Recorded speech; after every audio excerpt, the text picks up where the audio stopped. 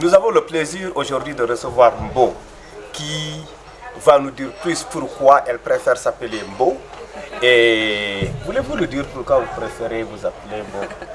Parce que les noms malgaches sont kilométriques, parce que ça représente le nom des grands-parents, l'histoire de toute une vie. Et Mbo, pour moi, c'est une manière de pouvoir aussi être concise et que les gens puissent se rappeler de mon prénom. Qui est Mboulati Anaraveloarnis. et qui est facile à retenir. Alors, nous sommes aujourd'hui là pour parler d'un grand monsieur qui a joué un rôle assez important en informant le grand public sur un autre homme ou une autre personnalité assez connue qui est Thomas Sankara. Nous allons parler de Senen Andria Mirado. Qui est Senen Andria Mirado? Senen, c'est un compatriote à moi, un malgache, et qui, comme vous l'avez dit, a joué ce rôle derrière le grand homme, mais qui était aussi l'inspiration quelque part du grand homme. Donc Senen, c'est le journaliste, mais également, on va dire, le bras droit de Thomas Sankara tout au long de son cheminement en tant que panafricaniste, féministe et aussi ce révolutionnaire. Et aussi en tant que journaliste qui a informé, juste c'est vrai, il travaillait à Jeune Afrique, c'est pas pour faire de la publicité, mais aussi il a eu la chance de publier un livre qui était pratiquement le livre de chevet de toute une génération. Vous pouvez nous parler de ce livre? Sankara le rebelle. Sankara le rebelle. Et plus tard, après le décès de Sankara, il mettra en place ou il publiera un autre livre qui s'appelait Sankara. Alors, pourquoi Senen est plus connu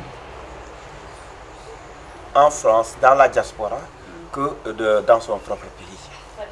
Il y a une expression en malgache qui dit qu'on n'est jamais prophète dans son pays. Mais également, je pense qu'il y a eu cette déculturation.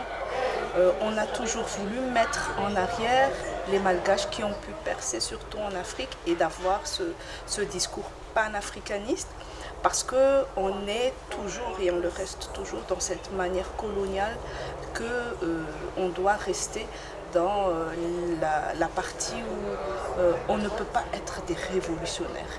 Malheureusement, à Madagascar, c'est toujours le cas. Et comme je le disais, on est en manque de personnalités comme ça pour inspirer. En revenant un peu sur les deux livres, je pense que ce qui fait l'unicité de ces deux ouvrages, parce qu'il y en a tellement sur Sankara, c'est que ces deux ouvrages dépeignent l'homme, pas le personnage. L'homme avec ses idées, mais aussi ses failles.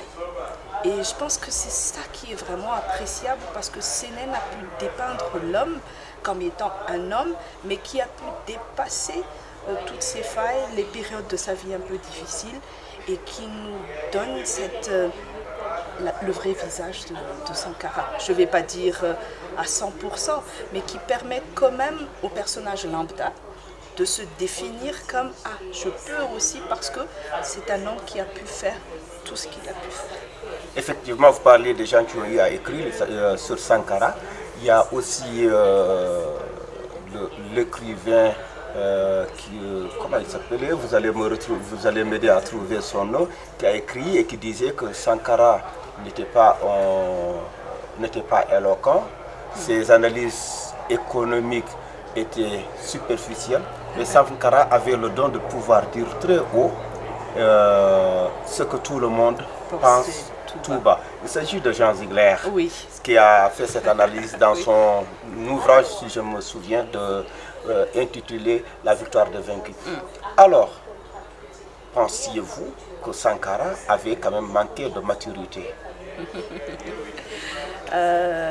Comme je le disais, personne n'est jamais tout blanc ni tout noir. Mais je pense aussi que ce qui fait la force de ce grand homme, c'est qu'il a su s'entourer de personnages comme Senen, qui a pu l'informer en tant que journaliste, donner les bons mots, donner les bonnes analyses, parce qu'on ne peut pas se targuer de tout connaître. Malheureusement, maintenant, les présidents africains sont spécialistes en tout. sans être spécialiste en rien, mais notre homme a pu bien s'entourer et surtout demander avis. Et je pense que ça fait la force de Sankara et le bon duo Senen-Sankara. Et j'espère vraiment qu'on va pouvoir parler plus de Senen. J'ai vérifié une date. J'ai pu écrire quelque chose sur Senen il y a exactement 5 ans aujourd'hui. Exactement, jour pour jour. Je voulais vérifier et je me dis, il n'y a jamais de hasard, mais que, au fait, les idées font le chemin et que maintenant, peut-être, il est temps qu'on parle plus de ce grand personnage. Tout à fait, qu'on parle de ce grand personnage, Senen, qui a aussi informé le monde sur ce qui se passait au Mali. On se rappelle du coup de ces articles sur le coup d'État au Mali. Et donc ces reportages assez vivants. C'est dire que voulez-vous nous parler du journaliste engagé? Oui, journaliste engagé qui lui a coûté beaucoup de choses, notamment ses relations dans le travail. Et je veux aussi parler de ce journaliste presque tatillon. Il était très très pointilleux dans ce qu'il faisait avec sa cigarette, tout le temps en train de réfléchir, ruminer. Et je parlais à un de ses neveux en disant, il m'avait dit, tonton était quelque part un peu, excusez-moi du terme, un peu trop sévère. Mais cette sévérité a été très appréciée et je pense que c'est cette manière de travailler qui a aussi inspiré beaucoup de journalistes après lui, avec lui.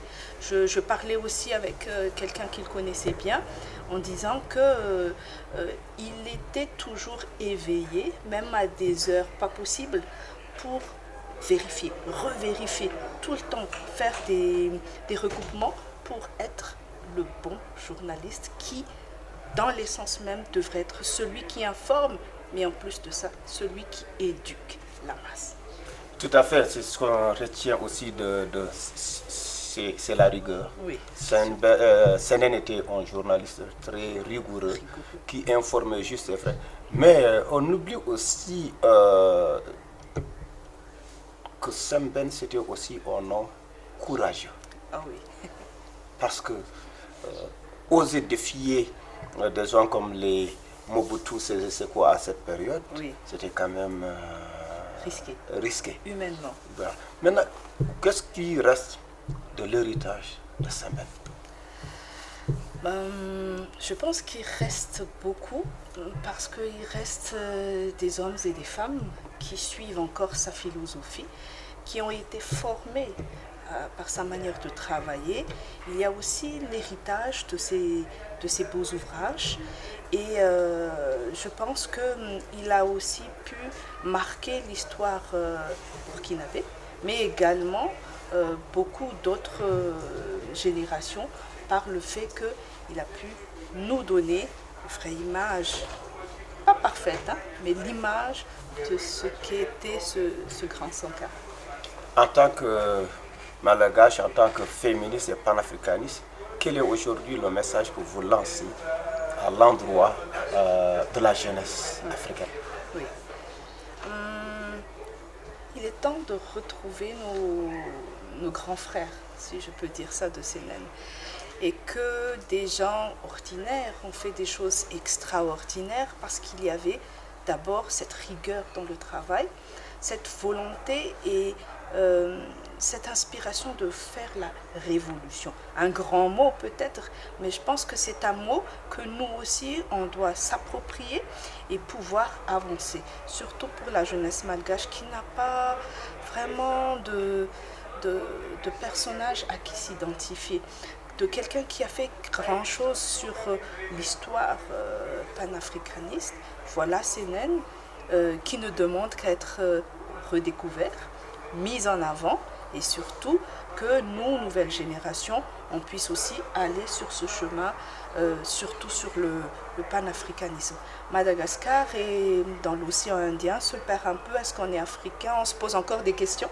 Alors qu'il est maintenant temps d'avancer ensemble parce qu'on a plus à gagner à être avec nos frères que rester seul sur une île déserte. Bon, je vous remercie. Merci.